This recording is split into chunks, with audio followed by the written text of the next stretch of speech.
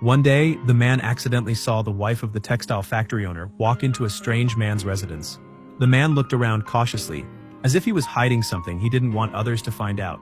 This made the man think of when he first arrived at his boss's house.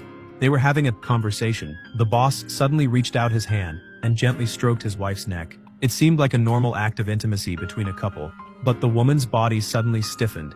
A hint of unease flashed in her eyes. Stephen sensed the tension in her. That evening, Stephen was brushing up when he suddenly heard faint crying sounds. He quietly walked out of the room. Following the sound, he came to the door of the master bedroom. Just then, the door opened. The man looked outside, but didn't spot Stephen. This seemed like a reasonable explanation for the woman meeting another man behind her husband's back. Though Stephen felt a pang of sadness in his heart, when he first saw Isabella, he felt an inexplicable attraction to her. At that time, Stephen didn't know she was already married. He was there on a business trip.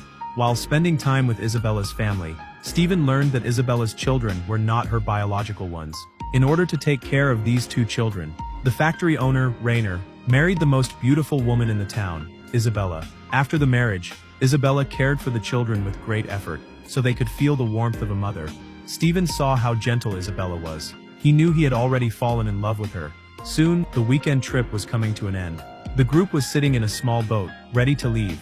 Stephen kept staring at Isabella. She lowered her head, and the breeze blew through her hair. Her posture was both elegant and a little reserved. Stephen thought this moment was truly beautiful. She suddenly looked up, and met Stephen's gaze filled with emotion. Isabella panicked slightly and quickly averted her eyes. But as she looked down, she realized her foot was near Stephen's, so she quickly pulled her foot back. Stephen's gaze instantly grew dimmer. After Stephen and Rainer finished inspecting the textile factory, he returned directly to Rainer's house. But unexpectedly, he heard the sound of a piano. Stephen thought it was Isabella playing the piano. He gathered his courage and gently stroked her neck. But when the person turned around, Stephen realized it was a complete stranger. Just then, Isabella walked in. She introduced her sister, Jeanne, to Stephen. Then she took her sister out to have fun. Isabella was very happy about her sister's arrival.